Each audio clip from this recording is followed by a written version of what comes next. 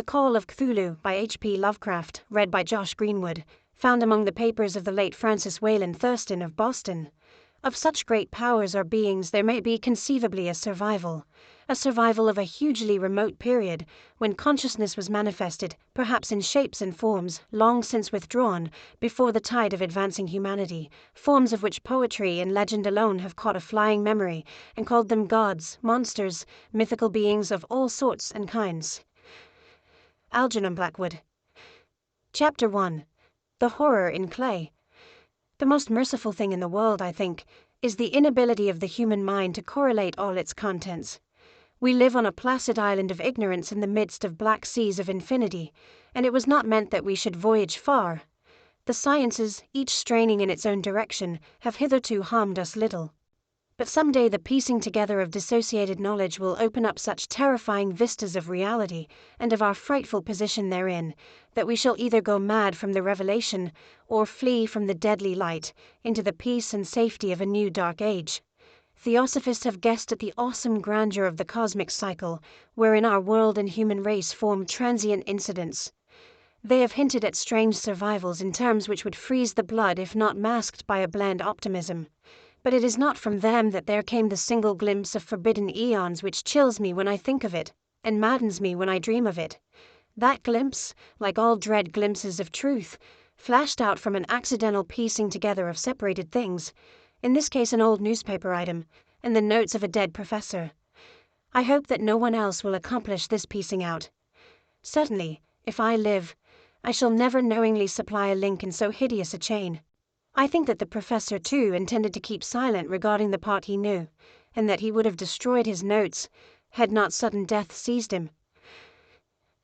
My knowledge of the thing began in the winter of 1926-27 with the death of my granduncle George Gamble Angel, Professor Emeritus of Semitic Languages in Brown University, Providence, Rhode Island. Professor Angel was widely known as an authority on ancient inscriptions, and had frequently been resorted to by the heads of prominent museums, so that his passing at the age of 92 may be recalled by many. Locally, interest was intensified by the obscurity of the cause of death. The professor had been stricken whilst returning from the Newport boat, falling suddenly, as witnesses said, after having been jostled by a nautical-looking Negro who had come from one of the queer dark courts on the precipitous hillside which formed a shortcut from the waterfront to the deceased's home in William Street. Physicians were unable to find any visible disorder, but concluded after perplexed debate that some obscure lesion of the heart, induced by the brisk ascent of so steep a hill by so elderly a man, was responsible for the end. At the time I saw no reason to dissent from this dictum, but latterly I am inclined to wonder, and more than wonder, as my granduncle's heir and executor, for he died a childless widower, I was expected to go over his papers with some thoroughness, and for that purpose moved his entire set of files and boxes to my quarters in Boston. Much of the material which I correlated will be later published by the American Archaeological Society. But there was one box which I found exceedingly puzzling, and which I felt much averse from showing to other eyes. It had been locked, and I did not find the key till it occurred to me to examine the personal ring which the professor carried always in his pocket. Then indeed I succeeded in opening it, but when I did so, seemed only to be confronted by a greater and more closely locked barrier. For what could be the meaning of the queer clay bas-relief and the disjointed jottings, ramblings, and cuttings which I found? Had my uncle in his latter years become credulous of the most superficial impostures? I resolved to search out the eccentric sculptor responsible for this apparent disturbance of an old man's peace of mind. The bas-relief was a rough rectangle less than an inch thick and about 5 by 6 inches in area, obviously of modern origin. Its designs, however, were far from modern in atmosphere and suggestion, for although the vagaries of cubism and futurism are many and wild, they do not often reproduce that cryptic regularity which lurks in prehistoric writing, and writing of some kind the bulk of these designs seemed certainly to be. Though my memory, despite much familiarity with the papers and collections of my uncle, failed in any way to identify this particular species, or even to hint at its remotest affiliations. Above these apparent hieroglyphics was a figure of evidently pictorial intent, though its impressionistic execution forbade a very clear idea of its nature. It seemed to be a sort of monster, or symbol representing a monster, of a form which only a diseased fancy could conceive. If I say that my somewhat extravagant imagination yielded simultaneous pictures of an octopus, a dragon, and a human caricature, I shall not be unfaithful to the spirit of the thing. A pulpy tentacled head surmounted a grotesque and scaly body with rudimentary wings, but it was the general outline of the whole which made it most shockingly frightful. Behind the figure was a vague suggestion of a cyclopean architectural background. The writing accompanying this oddity was, aside from a stack of press cuttings, in Professor Angel's most recent hand, and made no pretense to literary style. What seemed to be the main document was headed Cthulhu Cult, in characters painstakingly printed to avoid the erroneous reading of a word so unheard of. The manuscript was divided into 2 sections, the first of which was headed 1925. Dream and Dream Work of H.A. Wilcox, 7 Thomas Street, Providence, Rhode Island, and the second, Narrative of Inspector John R. LeGrasse, 121 Bienville Street, New Orleans, La. At 1908 AAS Mount G. Notes on Same and Preferable Webb's Act.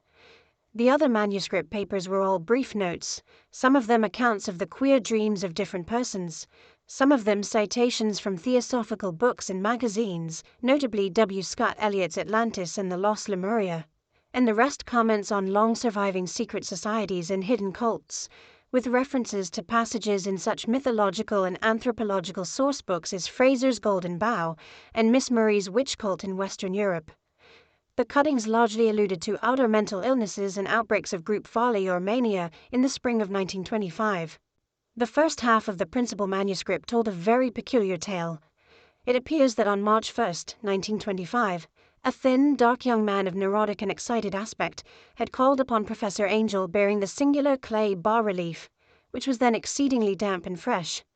His card bore the name of Henry Anthony Wilcox, and my uncle had recognized him as the youngest son of an excellent family slightly known to him, who had latterly been studying sculpture at the Rhode Island School of Design and living alone at the Fleur-de-Lis building near that institution. Wilcox was a precocious youth of known genius but great eccentricity, and had from childhood excited attention through the strange stories and odd dreams he was in the habit of relating. He called himself psychically hypersensitive, but the staid folk of the ancient commercial city dismissed him as merely queer. Never mingling much with his kind, he had dropped gradually from social visibility, and was now known only to a small group of aesthetes from other towns. Even the Providence Art Club, anxious to preserve its conservatism, had found him quite hopeless. On the occasion of the visit, ran the professor's manuscript, the sculptor abruptly asked for the benefit of his host's archaeological knowledge in identifying the hieroglyphics on the bas-relief. He spoke in a dreamy, stilted manner which suggested pose and alienated sympathy, and my uncle showed some sharpness in replying, for the conspicuous freshness of the tablet implied kinship with anything but archaeology. Young Wilcox's rejoinder, which impressed my uncle enough to make him recall and record it verbatim, was of a fantastically poetic cast which must have typified his whole conversation, and which I have since found highly characteristic of him. He said, "It is new indeed, for I made it last night in a dream of strange cities, and dreams are older than brooding Tyre, or the contemplative Sphinx, or gauding-girdled Babylon." It was then that he began that rambling tale which suddenly played upon a sleeping memory and won the fevered interest of my uncle.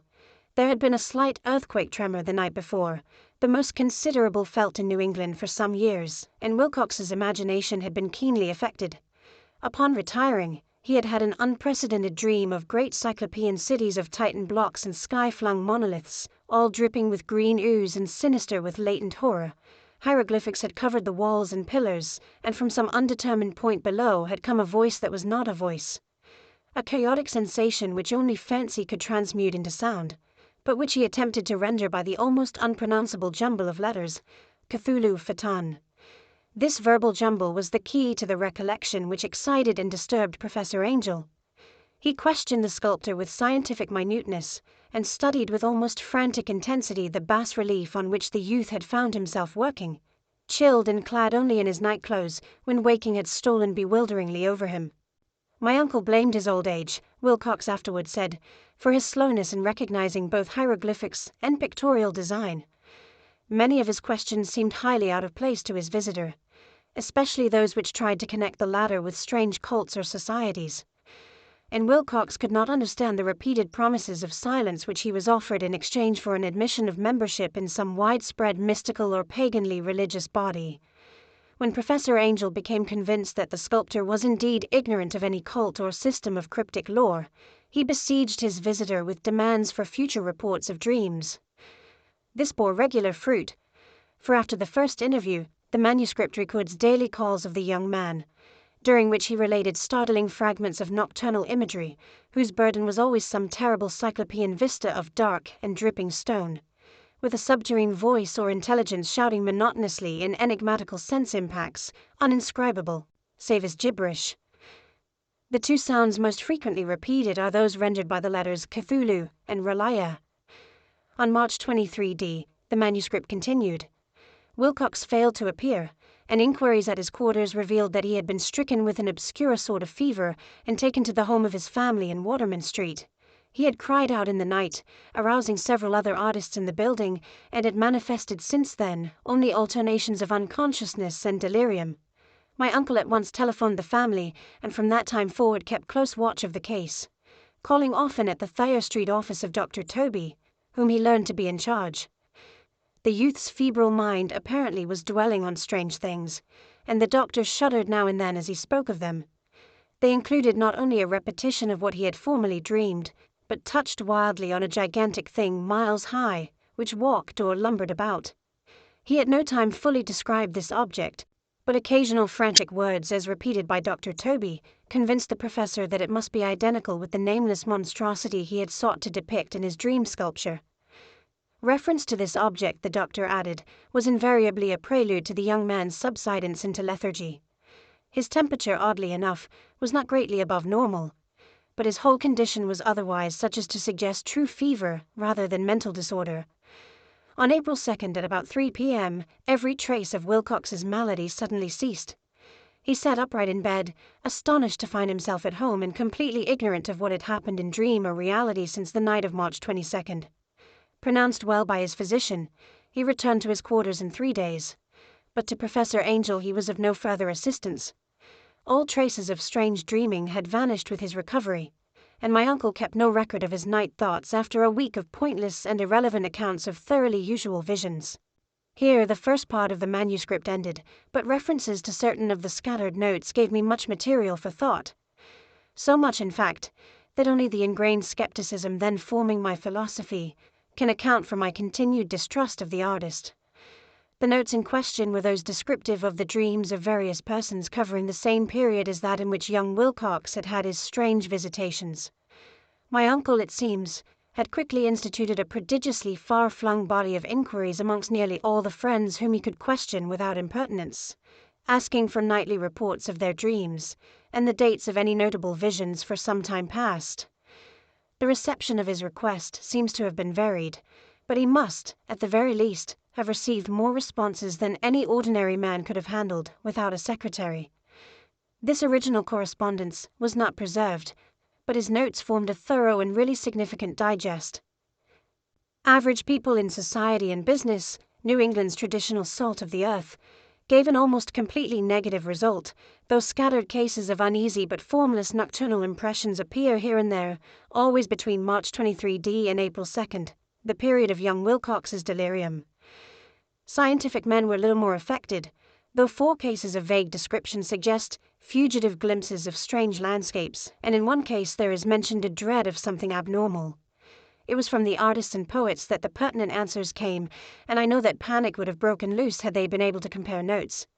As it was, lacking their original letters, I half suspected the compiler of having asked leading questions, or of having edited the correspondence in corroboration of what he had latently resolved to see. That is why I continued to feel that Wilcox, somehow cognizant of the old data which my uncle had possessed, had been imposing on the veteran scientist. These responses from aesthetes told a disturbing tale. From February 28th to April 2nd, a large proportion of them had dreamed very bizarre things, the intensity of the dreams being immeasurably the stronger during the period of the sculptor's delirium. Over a fourth of those who reported anything reported scenes and half-sounds not unlike those which Wilcox had described, and some of the dreamers confessed acute fear of the gigantic nameless thing visible toward the last. One case, which the note describes with emphasis, was very sad. The subject, a widely known architect with leanings toward theosophy and occultism, went violently insane on the date of young Wilcox's seizure, and expired several months later after incessant screamings to be saved from some escaped denizen of hell. Had my uncle referred to these cases by name instead of merely by number, I should have attempted some corroboration and personal investigation, but as it was, I succeeded in tracing down only a few. All of these, however, bore out the notes in full. I have often wondered if all the objects of the professor's questioning felt as puzzled as did this fraction. It is well that no explanation shall ever reach them. The press cuttings, as I have intimated, touched on cases of panic, mania, and eccentricity during the given period. Professor Angel must have employed a cutting bureau, for the number of extracts was tremendous, and the sources scattered throughout the globe. Here was a nocturnal suicide in London, where a lone sleeper had leaped from a window after a shocking cry. Here likewise a rambling letter to the editor of a paper in South America, where a fanatic deduces a dire future from visions he has seen. A dispatch from California describes a Theosophist colony as donning white robes en masse for some glorious fulfillment which never arrives, whilst items from India speak guardedly of serious native unrest toward the end of March. Voodoo orgies multiply in Haiti, and African outposts report ominous mutterings. American officers in the Philippines find certain tribes bothersome about this time, and New York policemen are mobbed by hysterical Levantines on the night of March 22nd. 23. The west of Ireland, too, is full of wild rumor and legendary, and a fantastic painter named Ardois Bonneau hangs a blasphemous dream landscape in the Paris Spring Salon of 1926, and so numerous are the recorded troubles in insane asylums that only a miracle can have stopped the medical fraternity from noting strange parallelisms and drawing mystified conclusions. A weird bunch of cuttings, all told, and I can at this date scarcely envisage the callous rationalism with which I set them aside. But I was then convinced that young Wilcox had known of the older matters mentioned by the professor. Chapter 2. The Tale of Inspector Legrasse. The older matters which had made the sculptor's dream and bas-relief so significant to my uncle formed the subject of the second half of his long manuscript. Once before it appears, Professor Angel had seen the hellish outlines of the nameless monstrosity, puzzled over the unknown hieroglyphics, and heard the ominous syllables which can be rendered only as Cthulhu. And all this in so stirring and horrible a connection that it is small wonder he pursued young Wilcox with queries and demands for data. The earlier experience had come in 1908, 17 years before, when the American Archaeological Society held its annual meeting in St. Louis. Professor Angel, as befitted one of his authority and attainments, had had a prominent part in all the deliberations, and was one of the first to be approached by the several outsiders who took advantage of the convocation to offer questions for correct answering and problems for expert solution. The chief of these outsiders, and in a short time the focus of interest for the entire meeting, was a commonplace-looking middle-aged man who had traveled all the way from New Orleans for certain special information unobtainable from any local source. His name was John Raymond Legrasse, and he was by profession an inspector of police. With him he bore the subject of his visit, a grotesque, repulsive, and apparently very ancient stone statuette, whose origin he was at a loss to determine. It must not be fancied that Inspector Legrasse had the least interest in archaeology. On the contrary, his wish for enlightenment was prompted by purely professional considerations. The statuette, idol, fetish, or whatever it was, had been captured some months before in the wooded swamp south of New Orleans during a raid on a supposed voodoo meeting, and so singular and hideous were the rites connected with it that the police could not but realize that they had stumbled on a dark cult totally unknown to them, and infinitely more diabolic than even the blackest of the African voodoo circles. Of its origin, apart from the erratic and unbelievable tales extorted from the captured members, absolutely nothing was to be discovered. Hence the anxiety of the police for any antiquarian lore which might help them to place the frightful symbol, and through it track down the cult to its fountainhead. Inspector Legrasse was scarcely prepared for the sensation which his offering created. One sight of the thing had been enough to throw the assembled men of science into a state of tense excitement, and they lost no time in crowding around him to gaze at the diminutive figure whose utter strangeness and air of genuinely abysmal antiquity hinted so potently at unopened and archaic vistas. No recognized school of sculpture had animated this terrible object, yet centuries and even thousands of years seemed recorded in its dim and greenish surface of unplaceable stone. The figure, which was finally passed slowly from man to man for close and careful study, was between 7 and 8 inches in height, and of exquisitely artistic workmanship. It represented a monster of vaguely anthropoid outline, but with an octopus-like head whose face was a mass of feelers, a scaly, rubbery-looking body, prodigious claws on hind and forefeet, and long, narrow wings behind. This thing, which seemed instinct with a fearsome and unnatural malignancy, was of a somewhat bloated corpulence, and squatted evilly on a rectangular block or pedestal, covered with undecipherable characters. The tips of the wings touched the back edge of the block, the seat occupied the center, whilst the long, curved claws of the doubled-up, crouching hind legs gripped the front edge and extended a quarter of the way down toward the bottom of the pedestal. The cephalopod head was bent forward, so that the ends of the facial feelers brushed the backs of huge forepaws which clasped the croucher's elevated knees. The aspect of the whole was abnormally lifelike, and the more subtly fearful because its source was so totally unknown. Its vast, awesome, and incalculable age was unmistakable, yet not one link did it show with any known type of art belonging to civilization's youth, or indeed to any other time. Totally separate and apart, its very material was a mystery, for the soapy, greenish-black stone with its golden or iridescent flecks and striations resembled nothing familiar to geology or mineralogy.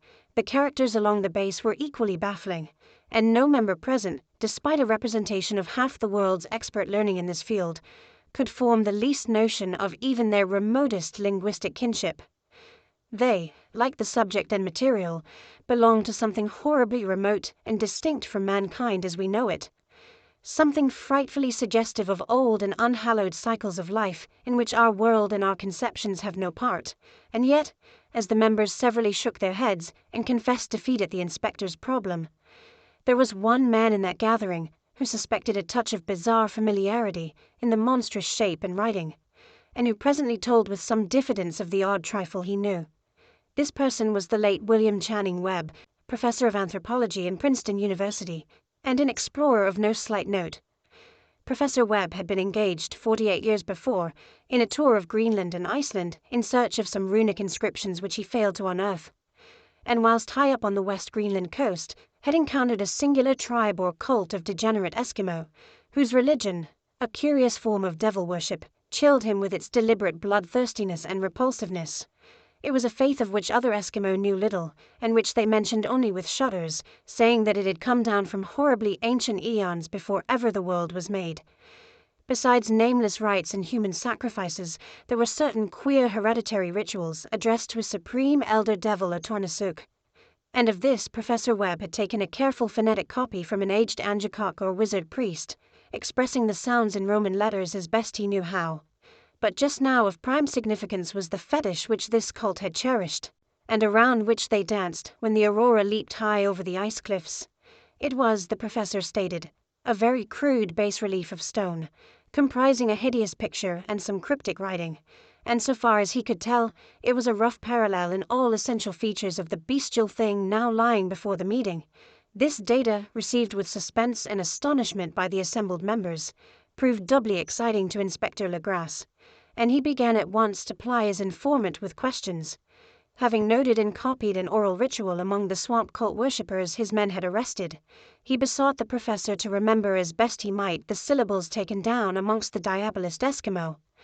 There then followed an exhaustive comparison of details, and a moment of really odd silence when both detective and scientist agreed on the virtual identity of the phrase, common to two hellish rituals, so many worlds of distance apart. What, in substance, both the Eskimo wizards and the Louisiana swamp priests had chanted to their kindred idols was something very like this, the word divisions being guessed at from traditional breaks in the phrase as chanted aloud. Cthulhu Cthulhu, Relietwiganagl Ftan. Legrasse had 1 point in advance of Professor Webb, for several among his mongrel prisoners had repeated to him what older celebrants had told them the words meant. This text, as given, ran something like this.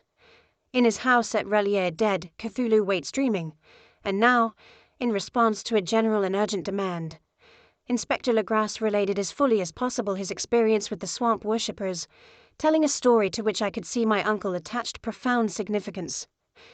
It savored of the wildest dreams of mythmaker and theosophist, and disclosed an astonishing degree of cosmic imagination among such half-castes and pariahs as might be least expected to possess it. On November 1st, 1907, there had come to the New Orleans police a frantic summons from the swamp and lagoon country to the south. The squatters there, mostly primitive but good-natured descendants of Lafitte's men, were in the grip of stark terror from an unknown thing which had stolen upon them in the night. It was voodoo, apparently, but voodoo of a more terrible sort than they had ever known, and some of their women and children had disappeared since the malevolent tom-tom had begun its incessant beating far within the black haunted woods where no dweller ventured. There were insane shouts and harrowing screams, soul-chilling chants and dancing devil flames, and the frightened messenger added, the people could stand it no more. So a body of 20 police, filling 2 carriages and an automobile, had set out in the late afternoon with the shivering squatter as a guide. At the end of the passable road, they alighted, and for miles splashed on in silence through the terrible cypress woods where day never came. Ugly roots and malignant hanging nooses of Spanish moss beset them, and now and then a pile of dank stones or fragment of a rotting wall intensified by its hint of morbid habitation. A depression which every malformed tree and every fungus islet combined to create. At length the squatter settlement, a miserable huddle of huts, hove in sight, and hysterical dwellers ran out to cluster around the group of bobbing lanterns. The muffled beat of tom-toms was now faintly audible far, far ahead, and a curdling shriek came at infrequent intervals when the wind shifted. A reddish glare, too, seemed to filter through the pale undergrowth beyond endless avenues of forest night. Reluctant even to be left alone again, each one of the cowed squatters refused point-blank to advance another inch toward the scene of unholy worship, so Inspector Legrasse and his 19 colleagues plunged on unguided into black arcades of horror that none of them had ever trod before. The region now entered by the police was one of traditionally evil repute, substantially unknown and untraversed by white men. There were legends of a hidden lake unglimpsed by mortal sight, in which dwelt a huge, formless white polypous thing with luminous eyes, and squatters whispered that bat-winged devils flew up out of caverns in inner earth to worship it at midnight. They said it had been there before d'Iberville, before La Salle, before the Indians, and before even the wholesome beasts and birds of the woods. It was nightmare itself, and to see it was to die. But it made men dream, and so they knew enough to keep away. The present voodoo orgy was indeed on the merest fringe of this abhorred area, but that location was bad enough. Hence, perhaps the very place of the worship had terrified the squatters more than the shocking sounds and incidents. Only poetry or madness could do justice to the noises heard by Legrasse's men as they ploughed on through the black morass toward the red glare and the muffled tom-toms. There are vocal qualities peculiar to men, and vocal qualities peculiar to beasts, and it is terrible to hear the one when the source should yield the other. Animal fury and orgiastic license here whipped themselves to demoniac heights by howls and squawking ecstasies that tore and reverberated through those nighted woods like pestilential tempests from the gulfs of hell. Now and then the less organized ululation would cease, and from what seemed a well-drilled chorus of hoarse voices would rise and sing-song chant that hideous phrase or ritual, Funglui Munglunaf Cthulhu Relio Ganugal Fatan. Then the men, having reached a spot where the trees were thinner, came suddenly in sight of the spectacle itself. 4 of them reeled, 1 fainted, and 2 were shaken into a frantic cry which the mad cacophony of the orgy fortunately deadened. Legrasse dashed swamp water on the face of the fainting man, and all stood trembling and nearly hypnotized with horror.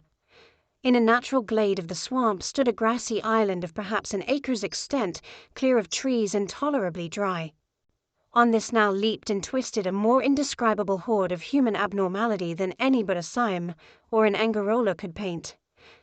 Void of clothing, this hybrid spawn were braying, bellowing and writhing about a monstrous ring-shaped bonfire, in the center of which, revealed by occasional rifts in the curtain of flame, stood a great granite monolith some 8 feet in height, on top of which, incongruous with its diminutiveness, rested the noxious carven statuette.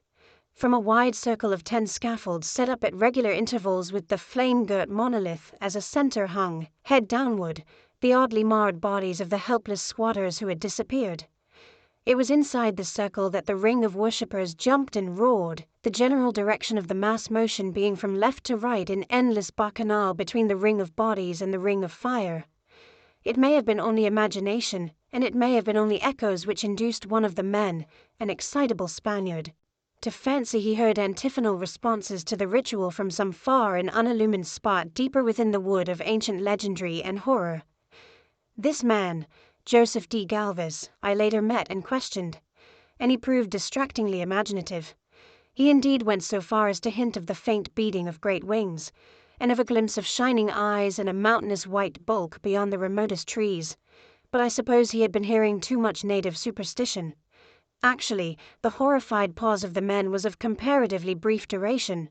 Duty came first, and although there must have been nearly 100 mongrel celebrants in the throng, the police relied on their firearms and plunged determinedly into the nauseous rout.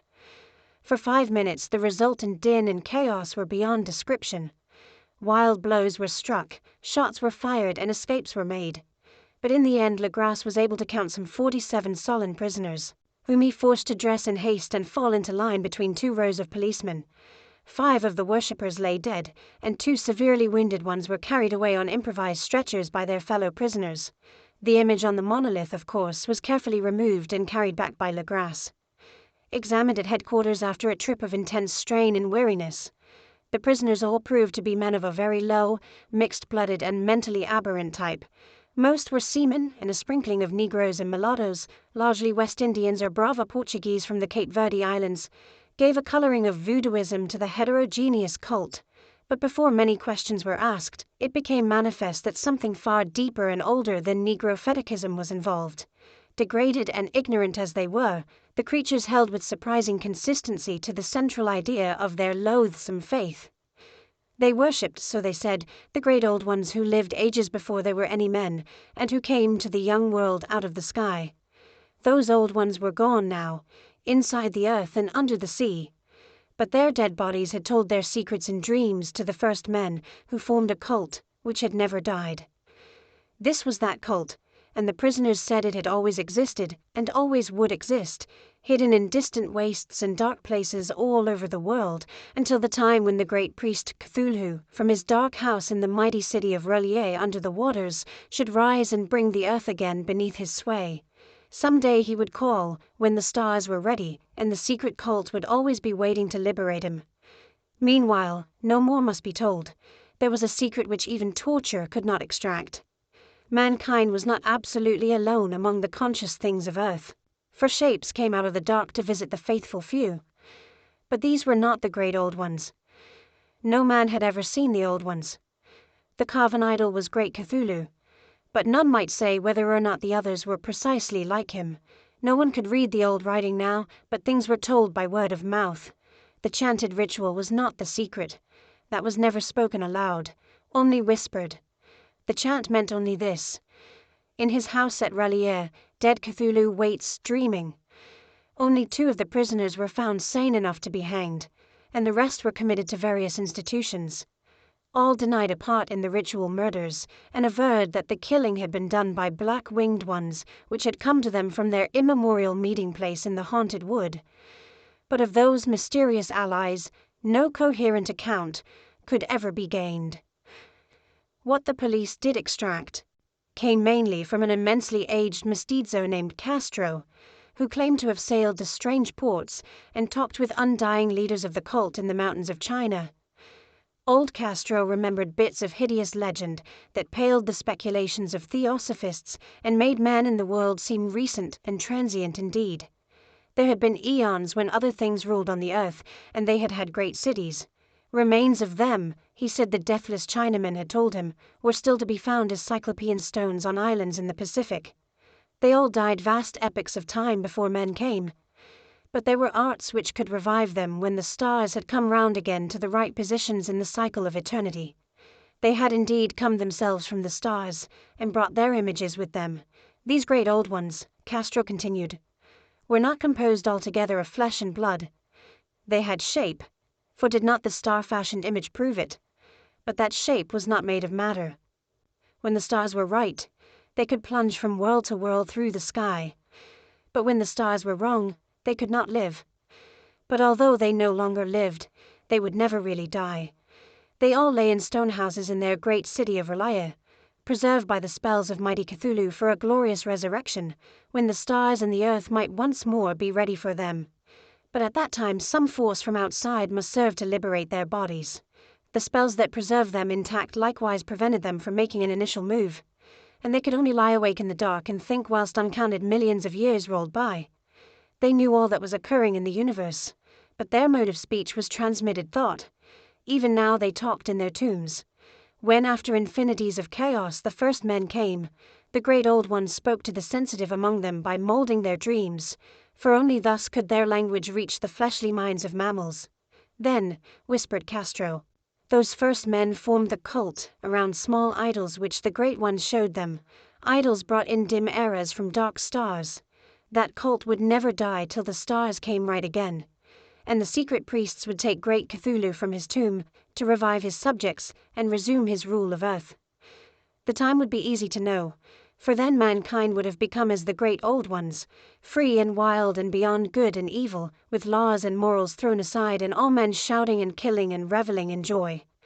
Then the liberated old ones would teach them new ways to shout and kill and revel and enjoy themselves, and all the earth would flame with a holocaust of ecstasy and freedom. Meanwhile the cult, by appropriate rites, must keep alive the memory of those ancient ways and shadow forth the prophecy of their return. In the elder time, chosen men had talked with the entombed old ones in dreams. But then, something had happened. The great stone city Relia, with its monoliths and sepulchres, had sunk beneath the waves. And the deep waters, full of the one primal mystery through which not even thought can pass, had cut off the spectral intercourse. But memory never died, and High Priest said that the city would rise again when the stars were right. Then came out of the earth, the black spirits of earth, mouldy and shadowy, and full of dim rumors picked up in caverns beneath forgotten sea bottoms. But of them old Castro dared not speak much. He cut himself off hurriedly, and no amount of persuasion or subtlety could elicit more in this direction. The size of the old ones, too, he curiously declined to mention. Of the cult, he said that he thought the center lay amid the pathless deserts of Arabia, where Irem, the city of pillars, dreams hidden and untouched. It was not allied to the European witch cult, and was virtually unknown beyond its members. No book had ever really hinted of it, though the deathless Chinaman said that there were double meanings in the Necronomicon of the mad Arab Abdul al-Hazred, which the initiated might read as they chose, especially the much-discussed couplet, "That is not dead which can eternal lie, and with strange eons even death may die." Legras, deeply impressed and not a little bewildered, had inquired in vain concerning the historic affiliations of the cult. Castro apparently had told the truth when he said that it was wholly secret. The authorities at Tulane University could shed no light upon either cult or image, and now the detective had come to the highest authorities in the country, and met with no more than the Greenland tale of Professor Webb. The feverish interest aroused at the meeting by Legras's tale, corroborated as it was by the statuette, is echoed in the subsequent correspondence of those who attended, although scant mention occurs in the formal publications of the Society. Caution is the first care of those accustomed to face occasional charlatanry and imposture. Legras for some time lent the image to Professor Webb, but at the latter's death it was returned to him, and remains in his possession, where I viewed it not long ago. It is truly a terrible thing, and unmistakably akin to the dream sculpture of young Wilcox.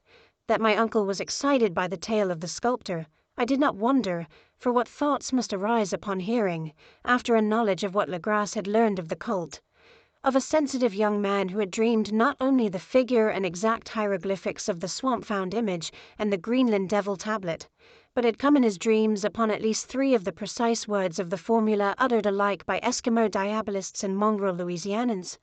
Professor Angel's instant start on an investigation of the utmost thoroughness was eminently natural, though privately I suspected young Wilcox of having heard of the cult in some indirect way, and of having invented a series of dreams to heighten and continue the mystery at my uncle's expense. The dream narratives and cuttings collected by the professor were of course a strong corroboration, but the rationalism of my mind and the extravagance of the whole subject led me to adopt what I thought the most sensible conclusions. So, after thoroughly studying the manuscript again, and correlating the theosophical and anthropological notes with the cult narrative of Legras, I made a trip to Providence to see the sculptor and give him the rebuke I thought proper for so boldly imposing upon a learned and aged man. Wilcox still lived alone in the Fleur-de-Lis building in Thomas Street, a hideous Victorian imitation of 17th-century Breton architecture which flaunts its stuccoed front amidst the lovely colonial houses on the ancient hill and under the very shadow of the finest Georgian steeple in America. I found him at work in his rooms and at once conceded from the specimens scattered about that his genius is indeed profound and authentic. He will, I believe, sometime be heard from as one of the great decadents, for he is crystallized in clay and will one day mirror in marble those nightmares and fantasies which Arthur Machen evokes in prose, and Clark Ashton Smith makes visible in verse and in painting. Dark, frail, and somewhat unkempt in aspect, he turned languidly at my knock and asked me my business without rising. When I told him who I was, he displayed some interest, for my uncle had excited his curiosity in probing his strange dreams, yet had never explained the reason for the study. I did not enlarge his knowledge in this regard, but sought with some subtlety to draw him out.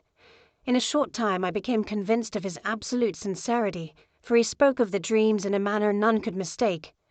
They, and their subconscious residuum, had influenced his art profoundly, and he showed me a morbid statue whose contours almost made me shake with the potency of its black suggestion. He could not recall having seen the original of this thing except in his own dream bas-relief, but the outlines had formed themselves insensibly under his hands. It was no doubt the giant shape he had raved of in delirium, that he really knew nothing of the hidden cult, save from what my uncle's relentless catechism had let fall, he soon made clear. And again I strove to think of some way in which he could possibly have received the weird impressions. He talked of his dreams in a strangely poetic fashion, making me see with terrible vividness the damp cyclopean city of slimy green stone, whose geometry he oddly said was all wrong, and hear with frightened expectancy the ceaseless half-mental calling from underground, Cthulhumythos, Cthulhumythos. These words had formed part of that dread ritual which told of dead Cthulhu's dream vigil in his stone vault at R'lyeh, and I felt deeply moved despite my rational beliefs. Wilcox, I was sure, had heard of the cult in some casual way, and had soon forgotten it amidst the mass of his equally weird reading and imagining. Later, by virtue of its sheer impressiveness, it had found subconscious expression in dreams, in the bas-relief, and in the terrible statue I now beheld, so that his imposture upon my uncle had been a very innocent one. The youth was of a type, at once slightly affected and slightly ill-mannered, which I could never like. But I was willing enough now to admit both his genius and his honesty. I took leave of him amicably, and wish him all the success his talent promises. The matter of the cult still remained to fascinate me, and at times I had visions of personal fame from researches into its origin and connections. I visited New Orleans, talked with Legras and others of that old-time raiding party, saw the frightful image, and even questioned such of the mongrel prisoners as still survived. Old Castro, unfortunately, had been dead for some years. What I now heard so graphically at first hand, though it was really no more than a detailed confirmation of what my uncle had written, excited me afresh, for I felt sure that I was on the track of a very real, very secret, and very ancient religion whose discovery would make me an anthropologist of note. My attitude was still one of absolute materialism, as I wish it still were, and I discounted with almost inexplicable perversity the coincidence of the dream notes and odd cuttings collected by Professor Angel. One thing I began to suspect, and which I now fear I know, is that my uncle's death was far from natural. He fell on a narrow hill street, leading up from an ancient waterfront swarming with foreign mongrels, after a careless push from a Negro sailor. I did not forget the mixed blood and marine pursuits of the cult members in Louisiana, and would not be surprised to learn of secret methods and poison needles as ruthless and as anciently known as the cryptic rites and beliefs. Legras and his men, it is true, have been let alone, but in Norway a certain seaman who saw things is dead. Might not the deeper inquiries of my uncle after encountering the sculptor's data have come to sinister ears? I think Professor Angel died because he knew too much, or because he was likely to learn too much. Whether I shall go as he did remains to be seen, for I have learned much now. Chapter 3. The Madness from the Sea. If heaven ever wishes to grant me a boon, it will be a total effacing of the results of a mere chance which fixed my eye on a certain stray piece of shelf paper. It was nothing on which I would naturally have stumbled in the course of my daily round, for it was an old number of an Australian journal, the Sydney Bulletin for April 18th, 1925. It had escaped even the Cutting Bureau, which had at the time of its issuance been avidly collecting material for my uncle's research. I had largely given over my inquiries into what Professor Angel called the Cthulhu cult, and was visiting a learned friend in Paterson, New Jersey, the curator of a local museum and a mineralogist of note. Examining one day the reserve specimens roughly set on the storage shelves in a rear room of the museum, my eye was caught by an odd picture in one of the old papers spread beneath the stones. It was the Sydney Bulletin I have mentioned, for my friend has wide affiliations in all conceivable foreign parts, and the picture was a half-tone cut of a hideous stone image, almost identical with that which Legras had found in the swamp. Eagerly clearing the sheet of its precious contents, I scanned the item in detail, and was disappointed to find it of only moderate length. What it suggested, however, was of portentous significance to my flagging quest, and I carefully tore it out for immediate action. It read as follows: Mystery derelict found at sea. Vigilant arrives with helpless armed New Zealand yacht in tow. One survivor and dead man found aboard. Tale of desperate battle and deaths at sea. Rescued seaman refuses particulars of strange experience. Odd idol found in his possession. Inquiry to follow. The Morris & Co. is freighter. Vigilant, bound from Valparaiso, arrived this morning at its wharf in Darling Harbour, having in tow the battled and disabled but heavily armed steam yacht Alert of Dunedin NZ, which was sighted April 12 in S latitude 34°21, W longitude 152°17, with one living and one dead man aboard. The Vigilant left Valparaiso March 25 and on April 2 was driven considerably south of her course by exceptionally heavy storms and monster waves. On April 12, the derelict was sighted, and though apparently deserted, was found upon boarding to contain one survivor in a half-delirious condition, and one man who had evidently been dead for more than a week. The living man was clutching a horrible stone idol of unknown origin, about a foot in height, regarding whose nature authorities at Sydney University, the Royal Society, and the museum in College Street all profess complete bafflement, and which the survivor says he found in the cabin of the yacht, in a small carved shrine of common pattern. This man, after recovering his senses, told an exceedingly strange story of piracy and slaughter. He is Gustav Johansson, a Norwegian of some intelligence, and had been second mate of the two-masted schooner Emma of Auckland, which sailed for Callao February 20th with a complement of 11 men. The Emma, he says, was delayed and thrown widely south of her course by the great storm of March 1st, and on March 22nd in S latitude 49°51, W longitude 128°34, encountered the Alert, manned by a queer and evil-looking crew of Kanakas and half-castes. Being ordered peremptorily to turn back, Captain Collins refused, whereupon the strange crew began to fire savagely and without warning upon the schooner with a peculiarly heavy battery of brass cannon, forming part of the yacht's equipment. The Emma's men showed fight, says the survivor, and though the schooner began to sink from shots beneath the waterline, they managed to heave alongside their enemy and board her, grappling with the savage crew on the yacht's deck and being forced to kill them all, the number being slightly superior because of their particularly abhorrent and desperate, though rather clumsy mode of fighting. 3 of the Emma's men, including Captain Collins and First Mate Green, were killed, and the remaining 8 under Second Mate Johansson proceeded to navigate the captured yacht, going ahead in their original direction to see if any reason for their ordering back had existed. The next day, it appears, they raised and landed on a small island, although none is known to exist in that part of the ocean, and 6 of the men somehow died ashore, though Johansson is queerly reticent about this part of his story, and speaks only of their falling into a rock chasm. Later, it seems, he and one companion boarded the yacht and tried to manage her, but were beaten about by the storm of April 2nd. From that time till his rescue on the 12th, the man remembers little, and he does not even recall when William Bryden, his companion, died. Bryden's death reveals no apparent cause, and was probably due to excitement or exposure. Cable advices from Dunedin report that the Alert was well known there as an island trader, and bore an evil reputation along the waterfront. It was owned by a curious group of half-castes, whose frequent meetings and night trips to the woods attracted no little curiosity, and it had set sail in great haste just after the storm and earth tremors of March 1st.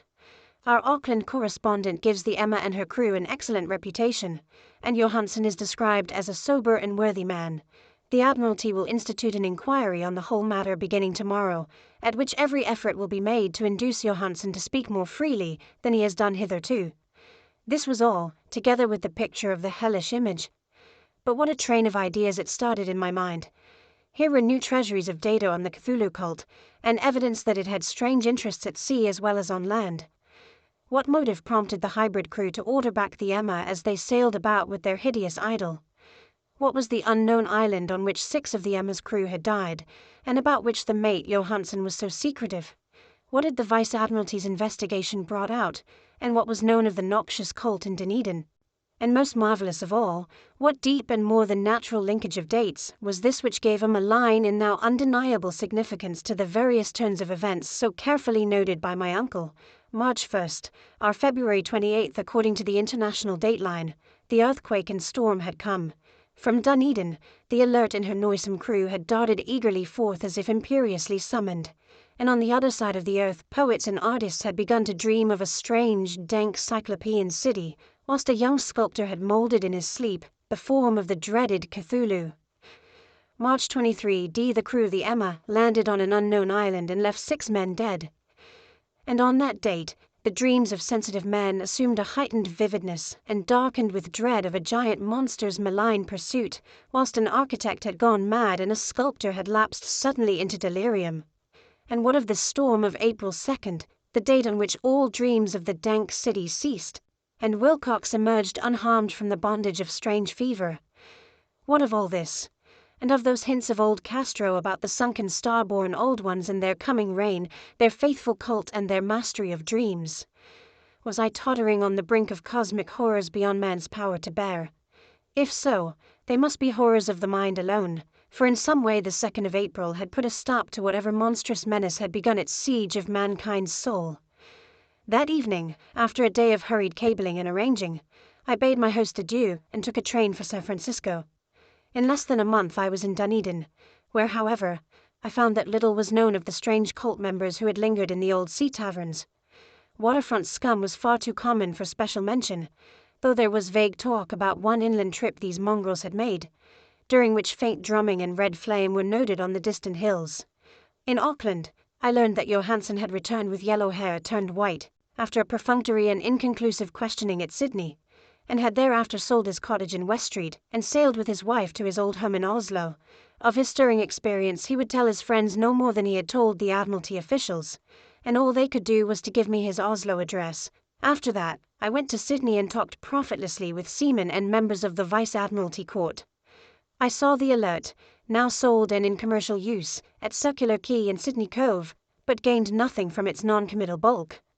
The crouching image with its cuttlefish head, dragon body, scaly wings, and hieroglyphed pedestal was preserved in the museum at Hyde Park, and I studied it long and well, finding it a thing of balefully exquisite workmanship, and with the same utter mystery, terrible antiquity, and unearthly strangeness of material which I had noted in Legras's smaller specimen.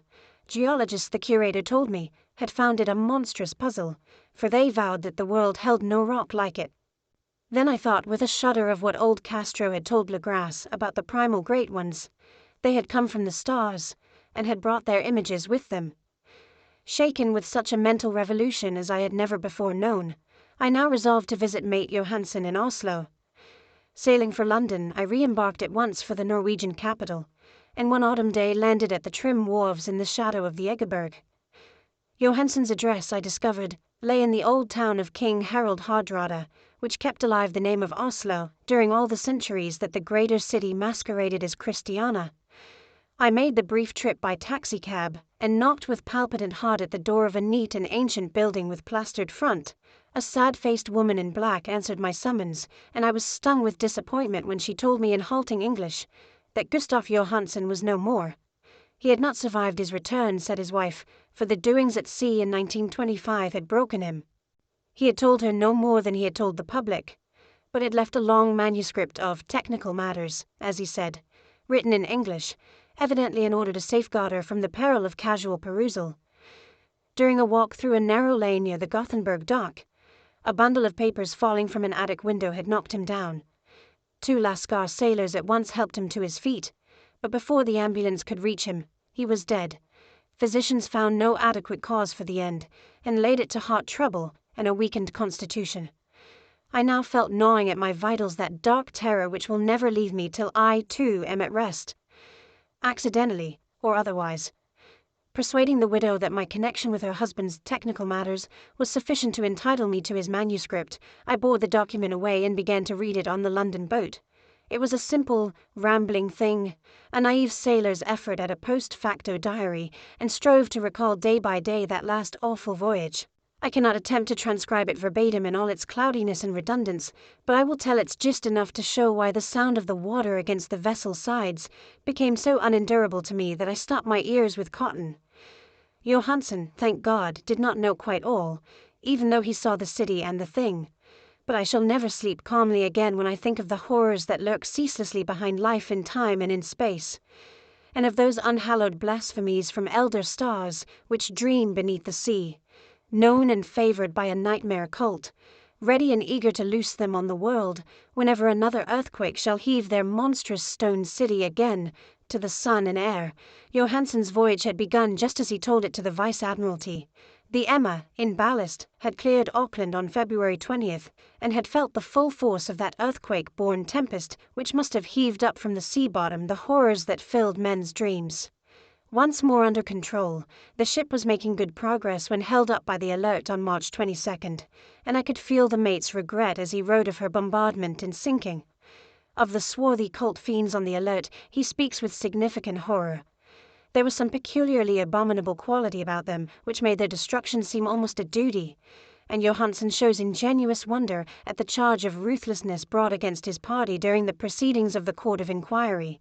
Then, driven ahead by curiosity in their captured yacht under Johansen's command, the men sight a great stone pillar sticking out of the sea, and in S latitude 47 degrees 9, W longitude 126 degrees 43, come upon a coastline of mingled mud, ooze, and weedy cyclopean masonry, which can be nothing less than the tangible substance of Earth's supreme terror, the nightmare corpse city of Relaye, that was built in measureless eons behind history by the vast loathsome shapes that seep down from the dark stars.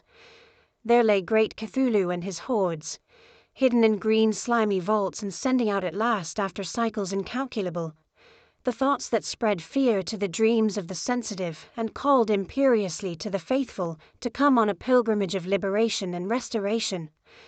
All this Johansen did not suspect, but God knows he soon saw enough. I suppose that only a single mountain top, the hideous monolith-crowned citadel whereon great Cthulhu was buried, actually emerged from the waters. When I think of the extent of all that may be brooding down there, I almost wish to kill myself forthwith. Johansen and his men were awed by the cosmic majesty of this dripping Babylon of elder demons, and must have guessed without guidance that it was nothing of this or of any sane planet. Awe at the unbelievable size of the greenish stone blocks, at the dizzying height of the great carven monolith, and at the stupefying identity of the colossal statues and bas-reliefs with the queer image found in the shrine on the Alert, is poignantly visible in every line of the mate's frightened description. Without knowing what futurism is like, Johansen achieved something very close to it when he spoke of the city. For instead of describing any definite structure or building, he dwells only on broad impressions of vast angles and stone surfaces too great to belong to anything right or proper for this earth, and impious with horrible images and hieroglyphs. I mention his talk about angles because it suggests something Wilcox had told me of his awful dreams. He had said that the geometry of the dream place he saw was abnormal, non-Euclidean, and loathsomely redolent of spheres and dimensions apart from ours. Now, an unlettered seaman felt the same thing whilst gazing at the terrible reality. Johansen and his men landed at a sloping mudbank on this monstrous acropolis and clambered slipperily up over tight and oozy blocks which could have been no mortal staircase. The very sun of heaven seemed distorted when viewed through the polarizing miasma welling out from this sea-soaked perversion, and twisted menace and suspense lurked leeringly in those crazily elusive angles of carven rock where a second glance showed concavity after the first showed convexity. Something very like fright had come over all the explorers before anything more definite than rock and ooze and weed was seen. Each would have fled had he not feared the scorn of the others, and it was only half-heartedly that they searched, vainly, as it proved, for some portable souvenir to bear away. It was Rodriguez the Portuguese who climbed up the foot of the monolith and shouted of what he had found. The rest followed him, and looked curiously at the immense carved door with the now familiar squid dragon bas-relief. It was, Johansen said, like a great barn door, and they all felt that it was a door because of the ornate lintel, threshold, and jambs around it, though they could not decide whether it lay flat like a trap door or slantwise like an outside cellar door. As Wilcox would have said, the geometry of the place was all wrong. One could not be sure that the sea and the ground were horizontal, hence the relative position of everything else seemed phantasmally variable. Bryden pushed at the stone in several places without result. Then Donovan felt over it delicately around the edge, pressing each point separately as he went. He climbed interminably along the grotesque stone molding. That is, one would call it climbing if the thing was not after all horizontal, and the men wondered how any door in the universe could be so vast. Then, very softly and slowly, the acre-great panel began to give inward at the top, and they saw that it was balanced. Donovan slid or somehow propelled himself down or along the jamb and rejoined his fellows, and everyone watched the queer recession of the monstrously carven portal. In this fantasy of prismatic distortion, it moved anomalously in a diagonal way, so that all the rules of matter and perspective seemed upset. The aperture was black with a darkness almost material. That tenebrousness was indeed a positive quality, for it obscured such parts of the inner walls as ought to have been revealed, and actually burst forth like smoke from its eon-long imprisonment, visibly darkening the sun as it slunk away into the shrunken and gibbous sky on flapping membranous wings. The odor arising from the newly opened depths was intolerable, and at length the quick-eared Hawkins thought he heard a nasty slopping sound down there. Everyone listened, and everyone was listening still, when it lumbered slobberingly into sight, and gropingly squeezed its gelatinous green immensity through the black doorway into the tainted outside air of that poisoned city of madness. Poor Johansen's handwriting almost gave out when he wrote of this. Of the 6 men who never reached the ship, he thinks 2 perished of pure fright in that accursed instant. The thing cannot be described. There is no language for such abysms of shrieking and immemorial lunacy, such eldritch contradictions of all matter, force, and cosmic order. A mountain walked or stumbled. God! What wonder that across the earth a great architect went mad, and poor Wilcox raved with fever in that telepathic instant. The thing of the idols, the green sticky spawn of the stars, had awaked to claim his own. The stars were right again, and what an age-old cult had failed to do by design, a band of innocent sailors had done by accident. After vigintillions of years, great Cthulhu was loose again, and ravening for delight. 3 men were swept up by the flabby claws before anybody turned. God rest them, if there be any rest in the universe. They were Donovan, Guerrera, and Angstrom. Parker slipped as the other 3 were plunging frenziedly over endless vistas of green-crusted rock to the boat, and Johansen swears he was swallowed up by an angle of masonry which shouldn't have been there. An angle which was acute, but behaved as if it were obtuse. So only Bryden and Johansen reached the boat, and pulled desperately for the Alert, as the mountainous monstrosity flopped down the slimy stones and hesitated floundering at the edge of the water. Steam had not been suffered to go down entirely, despite the departure of all hands for the shore, and it was the work of only a few moments of feverish rushing up and down between wheel and engines to get the Alert under way. Slowly, amidst the distorted horrors of that indescribable scene, she began to churn the lethal waters. Whilst on the masonry of that charnel shore that was not of earth, the Titan thing from the stars slavered and gibbered like Polypheme cursing the fleeing ship of Odysseus. Then, bolder than the storied Cyclops, great Cthulhu slid greasily into the water and began to pursue with vast wave-raising strokes of cosmic potency. Bryden looked back and went mad, laughing shrilly as he kept on laughing at intervals till death found him one night in the cabin, whilst Johansen was wandering deliriously. But Johansen had not given out yet. Knowing that the thing could surely overtake the Alert until steam was fully up, he resolved on a desperate chance, and setting the engine for full speed, ran lightning-like on deck and reversed the wheel. There was a mighty eddying and foaming in the noisome brine, and as the steam mounted higher and higher, the brave Norwegian drove his vessel head-on against the pursuing jelly, which rose above the unclean froth like the stern of a demon galleon. The awful squid head with writhing feelers came nearly up to the bowsprit of the sturdy yacht, but Johansen drove on relentlessly. There was a bursting as of an exploding bladder, a slushy nastiness as of a cloven sunfish, a stench as of 1,000 opened graves, and a sound that the chronicler would not put on paper. For an instant the ship was befouled by an acrid and blinding green cloud, and then there was only a venomous seething astern, where, God in heaven, the scattered plasticity of that nameless sky spawn was nebulously recombining in its hateful original form, whilst its distance widened every second as the Alert gained impetus from its mounting steam. That was all. After that, Johansen only brooded over the idol in the cabin and attended to a few matters of food for himself and the laughing maniac by his side. He did not try to navigate after the first bold flight, for the reaction had taken something out of his soul. Then came the storm of April 2nd, and a gathering of the clouds about his consciousness. There is a sense of spectral whirling through liquid gulfs of infinity, of dizzying rides through reeling universes on a comet's tail, and of hysterical plunges from the pit to the moon and from the moon back again to the pit, all livened by a cachinnating chorus of the distorted, hilarious elder gods and the green bat-winged mocking imps of Tartarus.